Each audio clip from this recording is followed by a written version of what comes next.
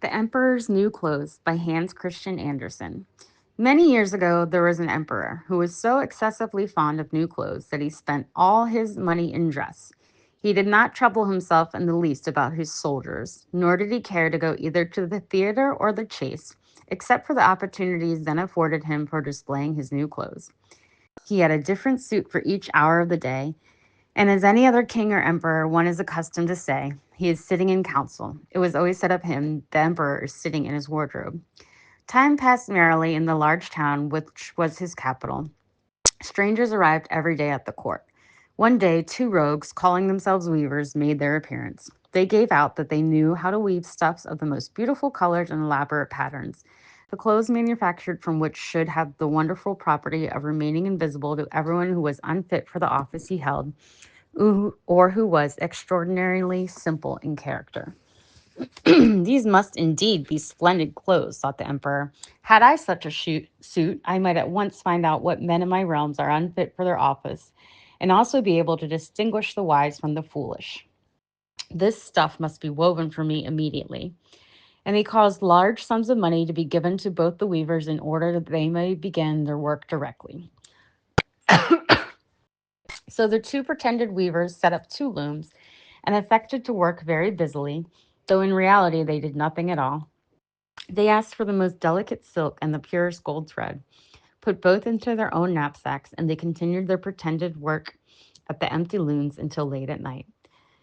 I should like to know how the weavers are getting on with my cloth, said the emperor to himself after some little time had elapsed. He was, however, rather embarrassed when he remembered that a simpleton, or one unfit for his office, would be unable to see the manufacture.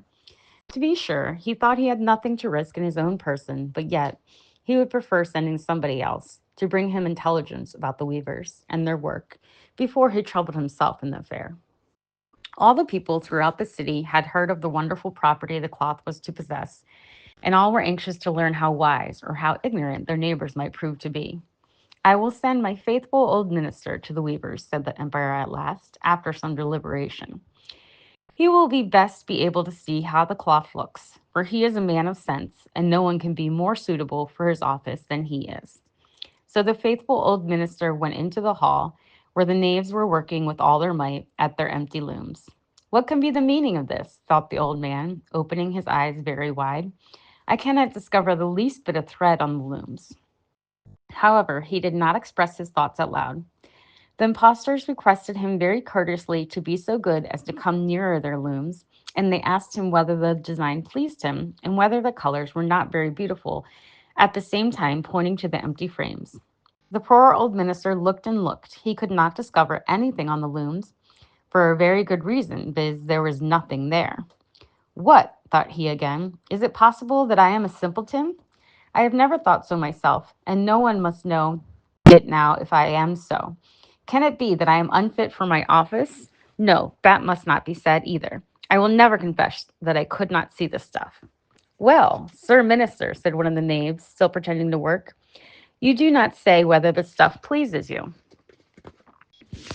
Oh, it is excellent, replied the old minister, looking at the loom through his spectacles. This pattern and the colors, yes, I will tell the emperor without delay how very beautiful I think them. We shall be much obliged to you, said the impostors, and then they named the different colors and described the pattern of the pretended stuff. The old minister listened attentively to their words, in order that he might repeat them to the emperor, and then the knaves asked for more silk and gold, saying that it was necessary to complete what they had begun. However, they put all that was given them into their knapsacks, and continued to work with as much apparent diligence as before at their empty looms. The emperor now sent another officer of his court to see how the men were getting on, and to ascertain whether the cloth would soon be ready.